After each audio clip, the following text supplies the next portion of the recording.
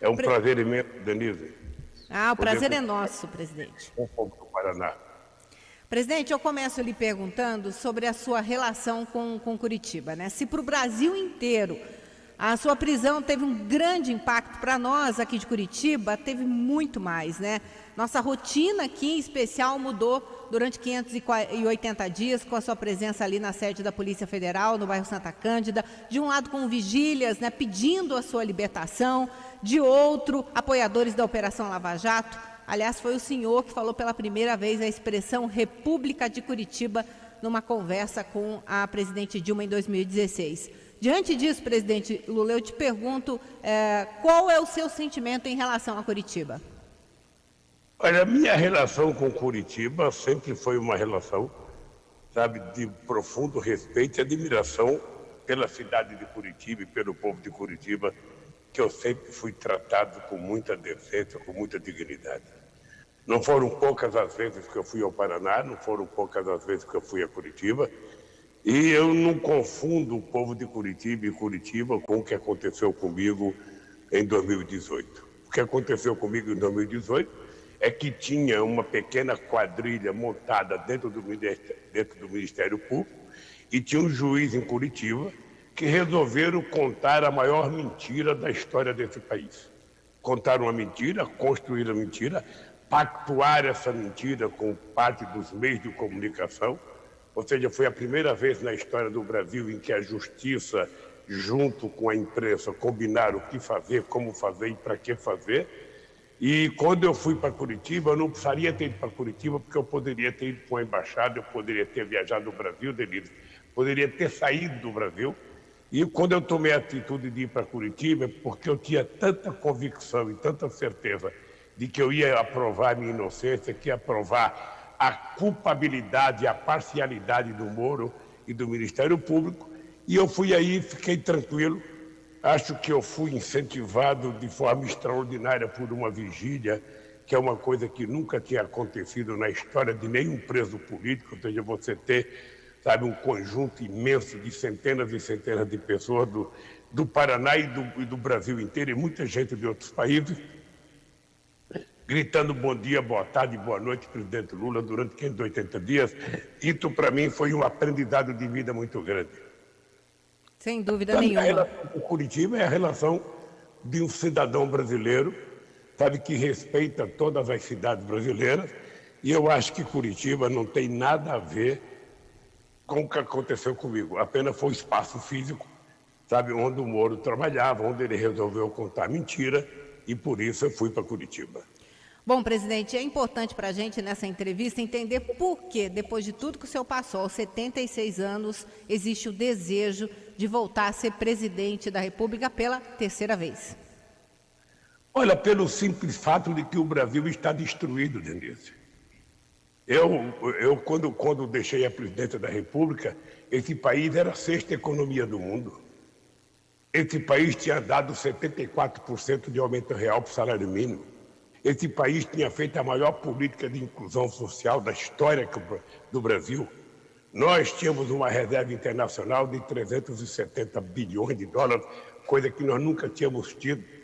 Então, é pelo fato de consertar esse país, fazer com que o povo pobre volte ao orçamento da União, fazer com que a gente possa voltar a gerar emprego e o povo possa voltar a comprar aquilo que é necessário para a sua sobrevivência, que eu ainda não me coloquei, mas estou disposto a me colocar à disposição do partido e dos partidos aliados para ser presidente da República outra vez.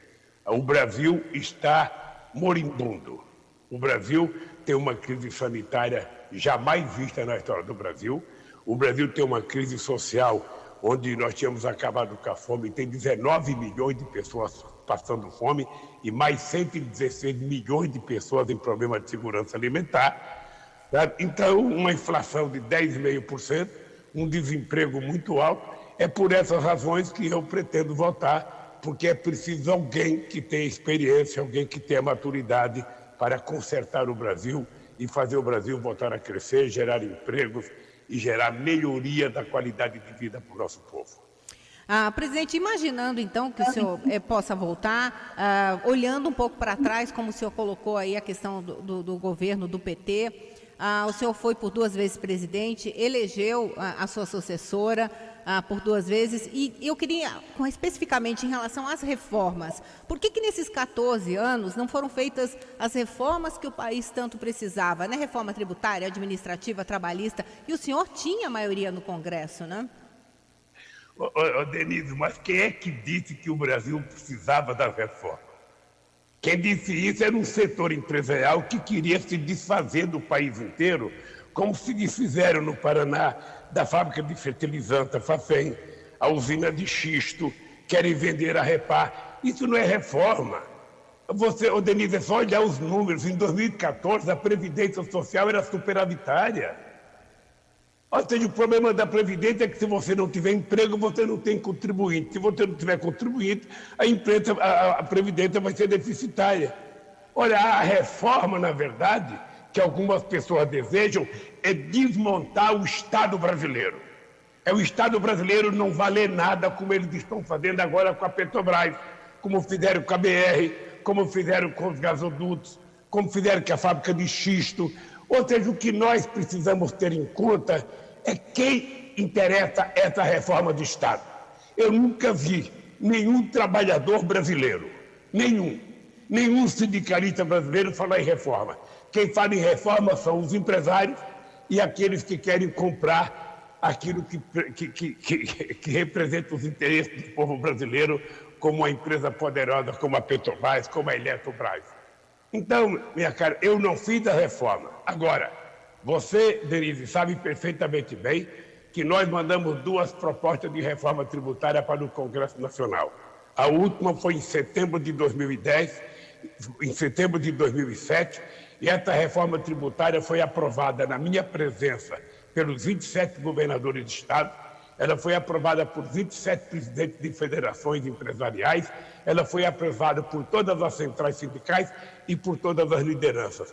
Quando ela chegou no Congresso Nacional, simplesmente ela não andou, porque alguém não quis que ela andasse, porque alguém evitou que ela andasse.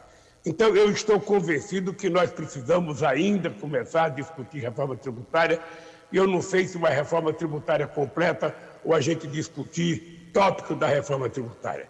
Eu, por exemplo, estou convencido que uma das grandes soluções que o Brasil precisa hoje é a gente voltar a colocar o pobre no orçamento da União, no orçamento do município, no orçamento do Estado e colocar o rico no imposto de renda, que é o que está faltando para que os ricos paguem sobre lucro e paguem sobre dividendos. Aí, quem sabe, a gente vai arrecadar o suficiente para fazer as políticas públicas que o Brasil tanto necessita. E falando em reforma trabalhista, qual que é a sua intenção, presidente? Se o senhor vier novamente a ocupar o cargo, que mudança seria essa, nessa mudança que houve, né, uma reforma trabalhista aprovada ali no governo Temer, considerado pelo setor produtivo um avanço, mas, na sua opinião, não é bem assim, não é? Denise, não houve reforma trabalhista, Denise. O que houve foi uma destruição de tudo aquilo que a gente tinha conquistado desde os anos Getúlio Vargas. E o que é que sobrou em lugar? Nada.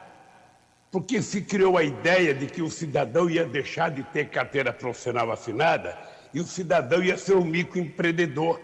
Ele ia trabalhar com Uber no aplicativo, ele ia trabalhar entregando comida, ele ia trabalhar fazendo uma série de serviços. Acontece que essas pessoas estão descobrindo agora que eles ficaram escravos, porque trabalham, não têm direito a férias, não têm direito à seguridade social, não têm direito a descanso semanal remunerado.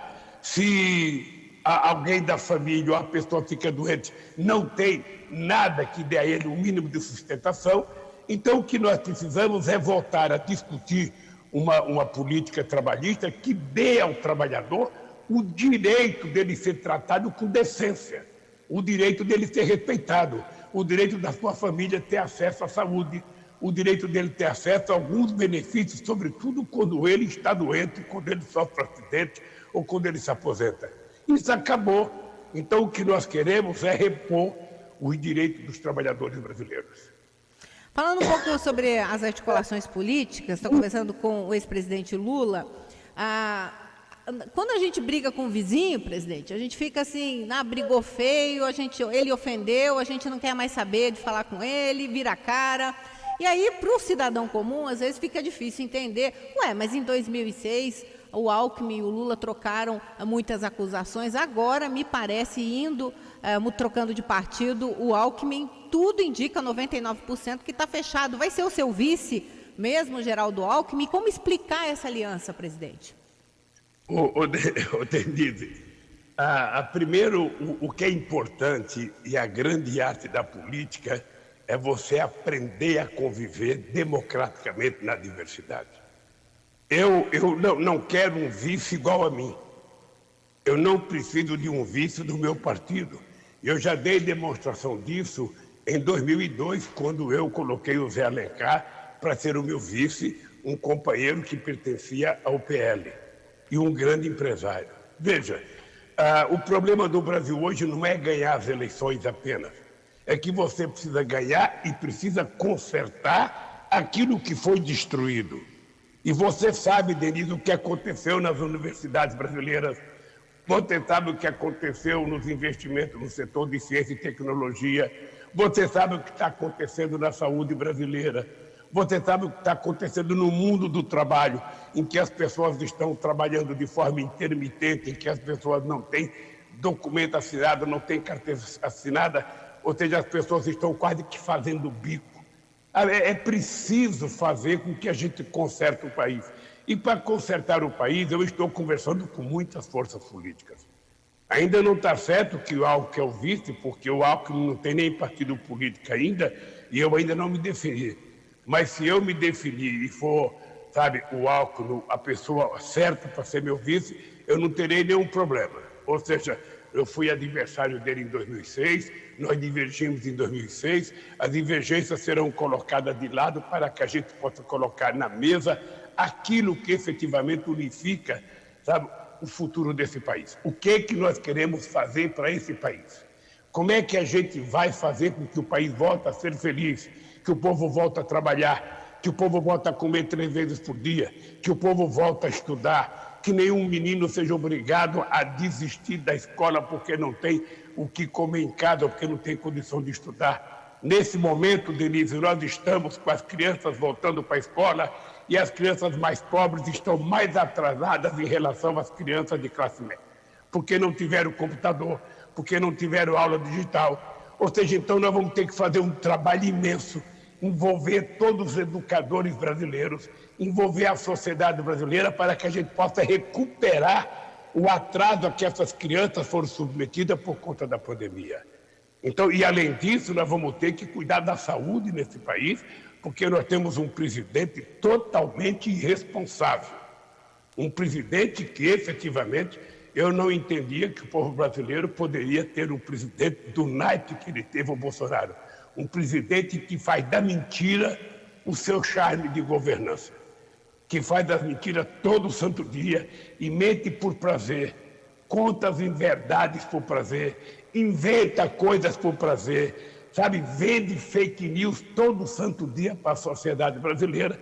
E eu, então, quero te dizer, se for para que o Alckmin seja meu vice, aquilo que vai facilitar a possibilidade de ganhar e governar, eu, sinceramente, não vejo nenhum problema de ter o Alckmin como meu vice. 7h43, estamos conversando ao vivo com o ex-presidente Lula. Presidente, tem uma pergunta aqui do Portal Metrópolis, que é parceiro da Banda B, que coloca o seguinte: o senhor está participando pessoalmente de várias articulações, que incluem conversas com o MDB, PSD, PSDB. O senhor já se mostrou disposto a montar uma ampla aliança para essas eleições. Nessa aliança, presidente, cabem protagonistas do impeachment da presidente Dilma? Olha, se você só for conversar com quem não votou no impeachment da Dilma, você não tem com quem conversar, porque 90% da classe política votou no impeachment da Dilma. Olha, mas se eu ficar pensando só nisso, eu então estou paralisado diante da política. O Congresso Nacional não é o que é porque eu quero que ele seja assim. O Congresso Nacional é o que é porque o povo brasileiro elegeu esse Congresso Nacional. Então, não adianta eu dizer se eu gosto ou não gosto de um deputado, se eu gosto ou não gosto de um presidente de partido. Eles não pediram para mim para ser deputado e não pediram para mim para ser dirigente dos partidos. Ou seja, mas na verdade eles representam uma parcela da sociedade brasileira. Então, se eu tiver que conversar com as pessoas, eu vou conversar com as pessoas, porque eu preciso pensar o Brasil a partir de 2023 e não o Brasil, sabe, de 2014, 2015, 2010, 2011. Eu tenho que pensar no país do futuro. E esse país tem que ser construído com novas atitudes. E é por isso que eu estou muito disposto a conversar, porque eu sei efetivamente o que é governar. E uma coisa mais grave, Denise, é que o Congresso Nacional, com esse orçamento secreto, sabe, ele praticamente amarrou o presidente da República, ele praticamente anulou o papel do presidente da República no gerenciamento do orçamento. Hoje, quem decide o orçamento é o presidente da Câmara. Quem leva dinheiro por município são os deputados, sem passar por governadores. O presidente virou, sabe, quase que um Zé Ninguém na relação com o Congresso Nacional, totalmente dependente. Não tem na história da República, não tem, desde que Floriano fez a República, que a gente tenha um presidente tão frágil, tão submisso como esse presidente atual. Então, minha cara, é preciso conversar com muita gente, com muita gente. Você pode ficar tranquila que quando eu for a Curitiba eu vou conversar com você, sabe, para que você compreenda perfeitamente bem a dificuldade de governar esse país. É, fácil não é, não. É um xadrez, né? Um papel importante que joga o Congresso Nacional, que joga os partidos políticos. Não cabe a mim ficar julgando se o partido é bom ou se é ruim. Cabe a mim saber o seguinte: eu tenho que negociar com as pessoas que foram eleitas, com as pessoas que têm mandato. E eu vou conversar com todas as pessoas. Eu posso conversar mais com uns, menos com os outros, mas eu vou conversar com as pessoas, porque se você não gosta de conversar, se você não gosta de conversar com os contrários, é melhor então você não ser político. Presidente, o senhor sempre disse que o ex-juiz Sérgio Moro fez palanque com a Lava Jato. O senhor falava isso há muito tempo, né? E o senhor acredita, então, que ele está hoje no lugar que ele sempre quis, disputando as eleições? Como é que o senhor vê essa pré-candidatura de quem o condenou, né? E hoje tendo aí como um possível adversário? Denise, tem duas coisas que eu não esqueço nunca. Você está lembrado do primeiro depoimento que eu fui fazer com o Sérgio Moro? Sim. Eu disse para o Sérgio Moro, sabe, você está condenado a me condenar, porque já permitiu que a mentira fosse longe demais.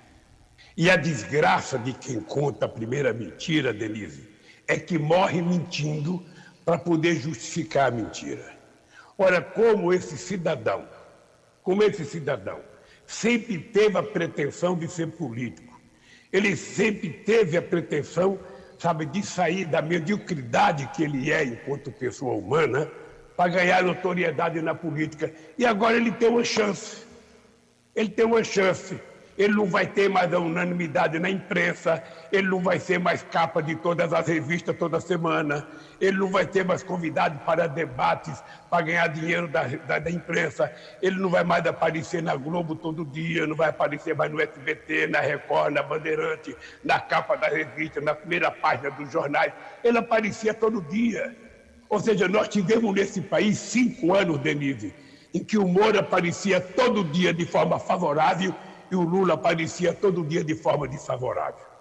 Como eu sou um homem que crê em Deus, como eu sou um homem que tenho fé, e como eu sou um homem que creio na minha inocência, eu pude provar que esse cidadão era mentiroso, que esse cidadão tinha má fé, que esse cidadão não estava preparado para ser juiz. Ele, na verdade, queria ser político. E agora ele tem uma chance. E agora ele pode provar o que ele é. Ele agora pode fazer os debates, pode falar à vontade, pode responder, porque quando era juiz ele não respondia nenhuma pergunta. Aliás, ele não queria que ninguém perguntasse nada para ele. Então, Denise, eu tô muito tranquilo. Estou muito tranquilo porque eu sempre acreditei que a verdade ela vence. Ela pode demorar, mas ela vence. E eu sou um homem de cabeça muito tranquila. porque eu sei o que eu fiz nesse país e sei o que tem que fazer nesse país. Ele não sabe o que ele fez e não sabe o que vai fazer, porque a impressão que eu tenho cada vez que ele fala é que ele sabe cada vez menos das coisas desse país. Ele foi uma invenção, ele foi um boneco de barro, um deus de barro criado por setores da mídia brasileiro que está desmoronando, que está se esfacelando, e eu não sei aonde que ele vai parar. Quero até comentar, falando nesse assunto, uma declaração do pré-candidato ao governo da Bahia, integrante aí da ala moderada do PT, o senador Jacques Wagner. Ele colocou o seguinte, que considera que Sérgio Moro um adversário mais fácil de ser batido num eventual segundo turno pelo senhor, né, do que o próprio presidente Jair Bolsonaro. E segundo o Jacques Wagner, o Centrão, inevitavelmente, né, vai ser atraído para uma base do governo, num eventual governo, né, do PT. O senhor considera mesmo Moro talvez mais fácil a ser batido do que Bolsonaro? Eu não considero ele nem candidato, Denise. Sinceramente, o papel que ele está fazendo em cada entrevista é tão ridículo que eu quero que ele se exponha mais. Eu quero que ele tenha mais tempo na televisão, eu quero que ele dê mais entrevista em rádio, eu quero que ele se coloque na frente da imprensa, sabe, para desnudar. Ou seja, aquele homem sem toga, ele não vale nada. Então eu acho que é importante que ele seja candidato, eu não escolho adversário, sabe, eu vou disputar as eleições com tantos quantos sejam candidatos. É importante lembrar ao povo do estado do Paraná que quando eu fui candidato pela primeira vez, tinha 12 candidatos que eu disputei. Tinha pessoas muito importantes como Ulisses Guimarães, Aroeiro Chaves, Leonel Brizola, Paulo Maluf, Fife Domingos, Mário Covas. Veja, era muita gente importante, sabe? E eu não tive problema. Então, quem vai escolher o adversário que vai disputar as eleições e ganhar é o povo brasileiro. E quando ele decidir, obviamente que eu me submeto, sabe, à decisão do povo, e sempre foi assim. A campanha do Bolsonaro já mostrou que vai explorar o tema da corrupção para atacá-lo, né, presidente? Vai usar vídeos, por exemplo, de delações, como a do Palocci. Como é que o senhor vai responder sobre esse tema de acusações de corrupção nos governos do PT? Esses temas já estão respondidos pela Justiça. Você está lembrada, Denise, que quando eu estava no governo eu dizia só existe uma forma das pessoas, sabe, não pagar o preço de ser presas, as pessoas andarem na linha. Ora, você sabe, Denise, que nunca teve nesse país um governo que apurasse, que investigasse tanto quanto nós fizemos no PT, tanto no meu governo como no da Dilma. A diferença entre nós e o atual presidente é que o atual presidente ele esconde as coisas que faz.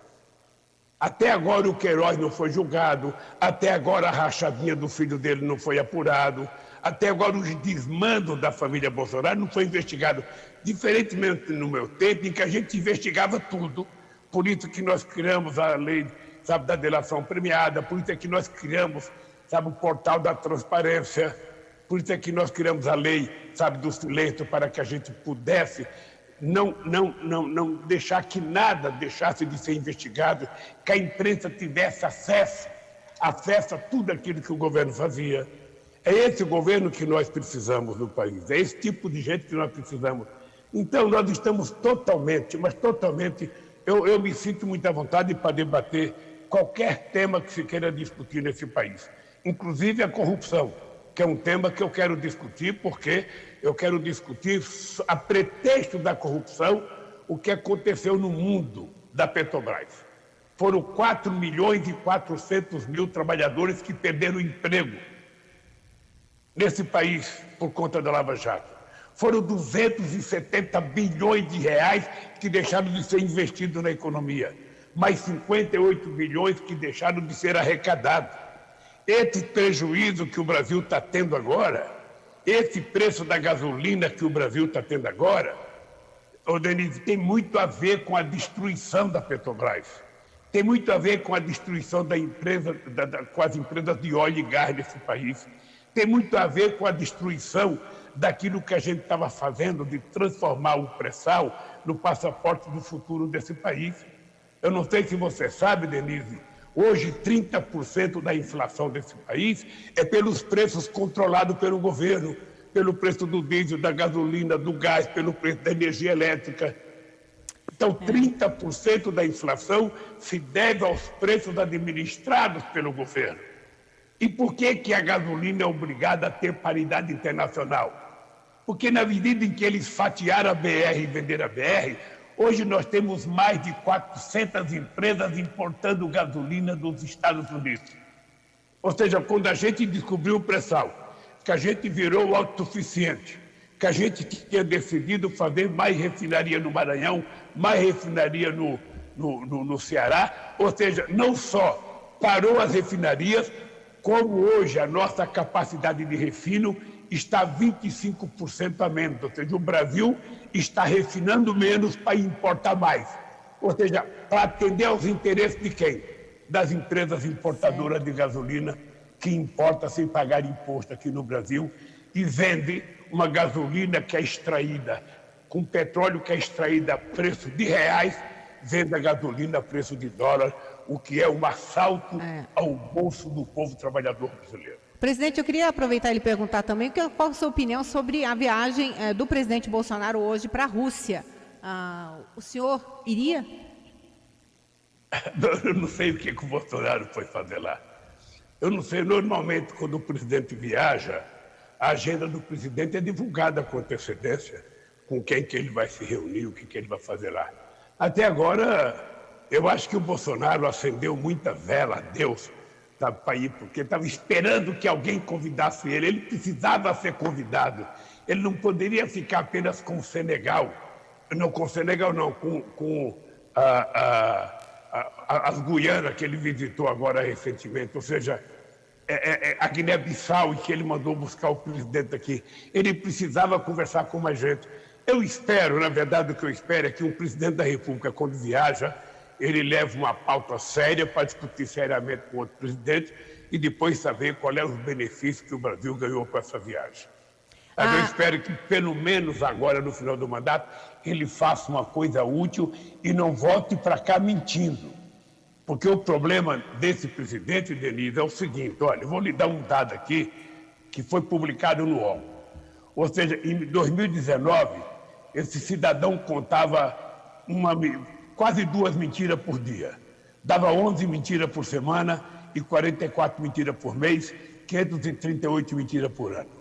2020 era 4,5 mentiras por dia, 30 por semana, 122 por mês, 1.464 mentiras por ano. 2021, Denise, 7 mentiras por dia, 49 por semana, 196 por mês e 2.352 mentiras por ano. Isso é a aferição, sabe, do mentirômetro, sabe, do Bolsonaro. Então, o Trump mentia 11 vezes por dia. Ou seja, você não pode ter um país governado por alguém que mente, sabe, da forma mais velhaca possível. O país não comporta isso. O país precisa de alguém sério, de alguém que fale coisa com coisa, de alguém que passe seriedade para o povo.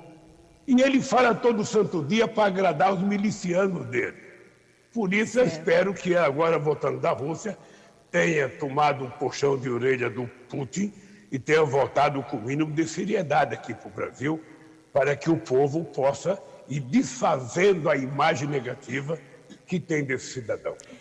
Presidente, quero também, o nosso tempo já está quase terminando aqui, recentemente teve um episódio aqui de um vereador de Curitiba, o Renato Freitas, que entrou numa igreja, o senhor deve ter visto, né, protestava contra o racismo, houve uma grande repercussão em nível nacional, o próprio presidente Bolsonaro comentou.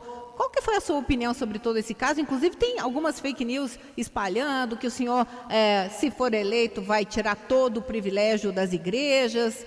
O caso ganhou uma grande repercussão. Como é que o senhor vê isso? Denise, você sabe qual é a coisa mais importante da gente ter um pouco mais de idade? É que a gente já viveu determinadas coisas. A primeira coisa que eu queria dizer ao povo do Paraná é que o nosso vereador tem o direito de fazer protesto contra o racismo. Agora, o que ele não tem direito é de invadir a igreja. O que ele não tem direito é de, sabe, entrar numa casa, sabe, religiosa para fazer o seu protesto. Então ele está errado. E se ele está errado, ele precisa humildemente entender que a palavra desculpa não é uma palavra que diminui a pessoa. A palavra desculpa engrandece quem tem a grandeza de pedir desculpas. Tá? E tem outro tipo de protestar. O nosso vereador deve ter aprendido que ele pode chegar ao padre e pedir para o padre fazer uma missa, sabe, para o povo negro de Curitiba, ir lá protestar e homenagear os que fizeram a igreja. Ele pode pedir, inclusive, para que o bispo, ele é vereador, pode fazer um ofício ao bispo, pedindo para o bispo para aquela igreja ter um padre negro ou 2 padres negros. O que não tem sentido é invadir a igreja. O que não tem sentido é transformar um templo religioso, sabe, num lugar de protesto. Não foi correto, ele sabe que errou. Agora, também nós não podemos, sabe, eu sou contra a pena de morte. Eu sei que tem muita gente, vamos caçar, vamos decolar. Não. Esse menino, por ser jovem, ele cometeu um abuso. Ele, portanto, tem o direito de pedir desculpa, tem o direito de ser desculpado, tem o direito de ser perdoado. E quem sabe isso tenha sido a grande lição da vida dele. Para ele perceber que o exercício da democracia que ele tem que fazer tem limite na hora que isso fere os interesses dos outros. É importante que ele saiba conviver assim. É importante que ele saiba que nunca mais ele adentre a um templo como forma de protesto quando as pessoas estão lá tratando da sua espiritualidade, tratando da sua fé. Bom, portanto, presidente... Renato, se você estiver me ouvindo, eu queria te dizer como um pai pode falar para o filho. Tá? Você errou. Se você errou, não persista no erro. Humildemente peça desculpa. Peça desculpas ao povo do Paraná, peça desculpas ao PT, peça desculpas aos padres, aos religiosos, sabe? E nós vamos te defender, nós não vamos querer que você seja caçado. Nós não vamos permitir que a direita conservadora da Câmara te caça. Não, quantas pessoas já erraram? Quantos absurdos acontecem na Câmara todo dia? Quantas mentiras o Bolsonaro conta sobre religião todo santo dia? Não tem ninguém mais falso com a religião do que o Bolsonaro. Não tem ninguém que minta mais. Olha só nos olhos do Bolsonaro quando ele fala em Deus. Então, eu acho, Renato, que é o seguinte: quando a gente erra, que a gente toma um tombo, a gente levanta, sacode a poeira, dá a volta por cima. Você é muito novo, você tem muito a fazer por Curitiba, você tem muito a fazer pelo movimento negro, você tem muito a fazer no combate ao racismo.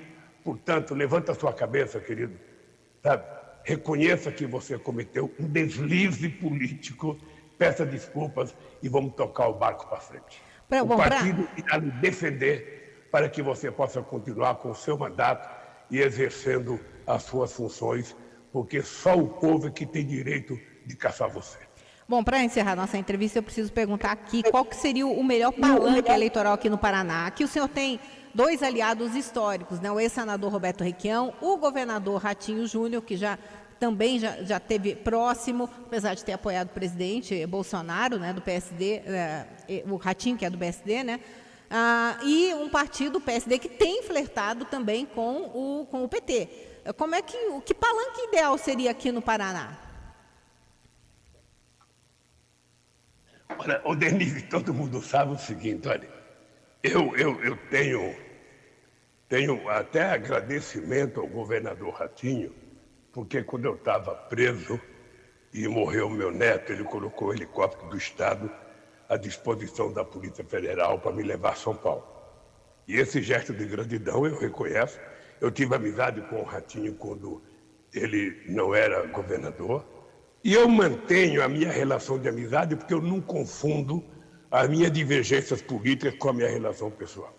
Agora, do ponto de vista político, todo mundo precisa saber: se o Requião for candidato a governador do Paraná, eu terei imenso prazer em ser cabo eleitoral do Requião, se ele o quiser. Eu terei imenso prazer de ser cabo eleitoral do Requião. Quero que a pessoa saiba que eu acho que uma das grandes injustiças que aconteceu nas eleições de 2018 foi o Requião não ter sido eleito senador da República. O Brasil perdeu muito para a não eleição do Requião. E eu estou à disposição. Sabe, as pessoas de vez em quando falam que o povo do Paraná não gosta de mim, que eu não gosto do povo do Paraná.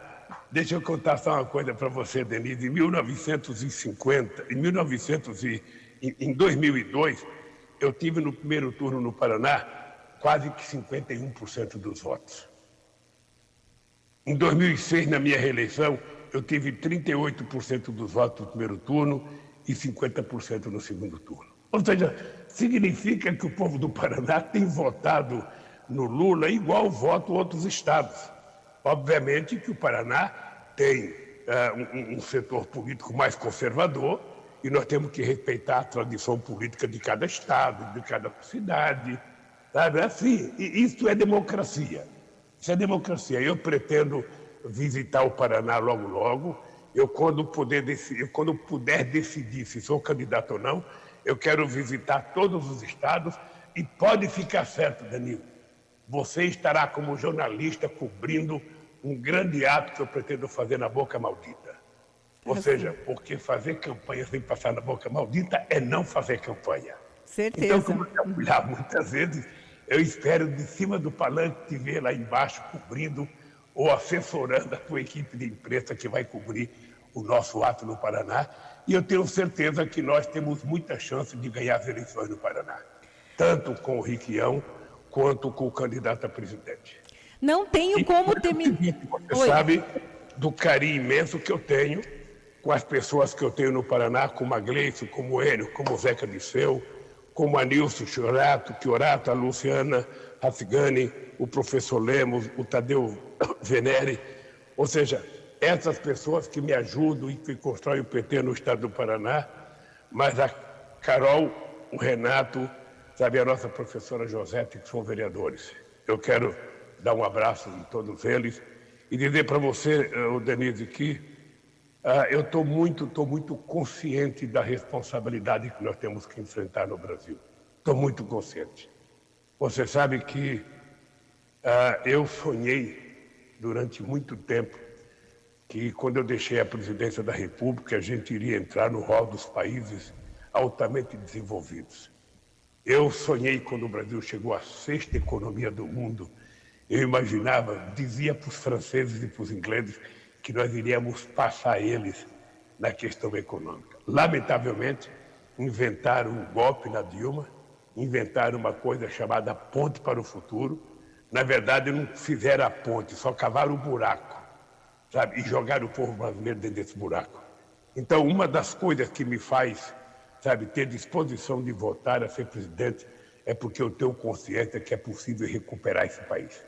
Gerar mais empregos, aumentar o salário, porque no meu tempo de presidente, Denise, 89% dos reajustes de salário dos trabalhadores eram reajustados acima da inflação.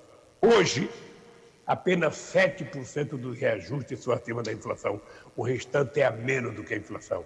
Então significa que o povo está ganhando menos, trabalhando menos, comendo menos e tendo menos alegria. E eu quero recuperar e transformar esse país, não no país do ódio, o país das armas. Eu quero transformar esse país no país da paciência, o país da fraternidade, da solidariedade, o país do amor, sabe, o país do livro e não o país das armas. E esse país eu tenho certeza que a gente pode construir com pouco tempo. Nós temos que reconquistar a credibilidade internacional, temos que conquistar credibilidade interna e precisamos, obviamente, que trabalhar muito. E é isso que eu quero fazer. É por isso que eu digo o seguinte, não se preocupe, porque eu tenho 76 anos, que a minha energia é de 30 anos de idade. Eu nunca tive tanta energia para recuperar esse país como eu tenho agora. Para fechar, o senhor é corintiano, eu tenho que perguntar, quem deve ser o técnico do Corinthians, presidente? O senhor quer um técnico português? Dá uma dica para a torcida corintiana aqui. Deixa eu dizer, na verdade, eu acho uma papagaiada esse negócio de técnico português, ou seja, eu respeito todo mundo, mas Portugal não tem uma tradição futebolística que diz que os técnicos de lá são melhores do que os nossos. Eu acho isso um absurdo. Mas, de qualquer forma, eu gostava do Silvinho. Eu gostava do jeito que o Silvinho trabalhava. Eu achava ele muito sincero no trabalho dele. Agora é o seguinte, se você não compra jogador, você não ganha jogo. Não é o técnico que vai ganhar o jogo, contrata um jogador de qualidade para você ganhar, sabe? Aí eu acho que o Corinthians está montando um time, era importante que ele contratasse um técnico. Eu tenho vários técnicos que o Corinthians poderia contratar, o Mano Menezes, o Luxemburgo, ou seja, não sabe procurar ninguém em Portugal. Não sabe procurar ninguém na França, sabe, na Inglaterra. Pega aqui dentro mesmo. Sabe? Pega aqui dentro, está cheio de gente com competência, está cheio de gente querendo trabalhar. Agora, o que precisa é você contratar um técnico com programa de trabalho por determinado tempo. Você não pode contratar um técnico e na segunda derrota mandar embora. Tá Aí não é certo. possível. Imagina tem, se né? um jornalista fosse contratado para trabalhar e a cada matéria equivocada que ele fizesse, ele fosse mandado embora. Não. Tem sempre que ter paciência, conversar, refazer as coisas. Você perde um jogo, você ganha outro. Mas eu estou muito otimista com o Corinthians. Eu estava achando que a gente ia cair o ano passado, não caiu, a gente ficou, agora estamos na Libertadores. E eu acho que é importante o Corinthians, porque se o Corinthians ganhar a Libertadores, ele vai ensinar os palmeirenses como é que se ganha um título mundial. Porque o último título ganho nesse país por um time da América do Sul foi exatamente o Corinthians em 2012 e exatamente contra o Chelsea. O senhor não tem medo de perder voto de palmeirense, né, presidente? Ai. Ô, Denise, Oi. uma coisa importante, Denise, que nós temos que levar muito em conta é que esse país já conheceu, ele quase chegou a um estado de bem-estar social. Eu, quando falo muito de recuperar o prazer das pessoas pela vida, é porque quando ninguém acreditava, nós geramos 22 milhões de empregos com carteira assinada.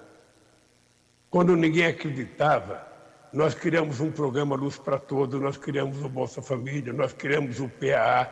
Eu queria, inclusive, aproveitar essa tua entrevista para agradecer, mas de coração, os companheiros que coordenaram a vigília quando eu estive no Paraná, e, sobretudo, agradecer a Regina da CUT, o companheiro Baggio do Movimento Sem Terra, que foi um herói na organização daquela vigília.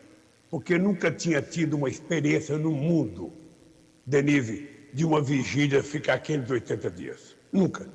Você não tem noção do significado daquilo na minha vida. Você não tem noção. Inclusive, uma cachorrinha que foi criada lá, está comigo aqui, sabe, que é a minha cachorrinha chamada Resistência, que é um presente que eu ganhei da vigília, e eu vou carregar para o resto da vida essa bênção de Deus, desse povo maravilhoso.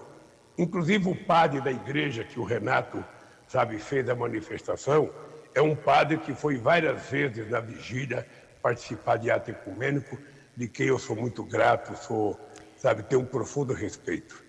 Certo, então, obrigada pela entrevista, presidente. Estamos sempre com as portas abertas. A democracia é isso e eu agradeço a sua participação. Muito obrigada mesmo. Denise, obrigado a você, obrigado ao povo do Paraná, obrigado aos companheiros e companheiras que estão nos assistindo. Obrigada. Conversei Espero aqui. que nas eleições eu vá ao Paraná fazer uma entrevista pessoalmente, assim, de corpo presente, Denise. Com certeza, estaremos de portas abertas. Obrigada, presidente. Obrigado, Denise.